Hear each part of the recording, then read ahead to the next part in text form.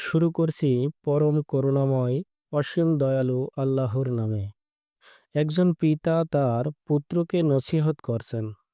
এই নছিহতটা মহান রাব্বুল আলামিনের কাছে এতটাই ভালো লেগেছে যে সূরা লুকমানে এই নছিহতটা সুন্দরভাবে বর্ণনা করেছেন।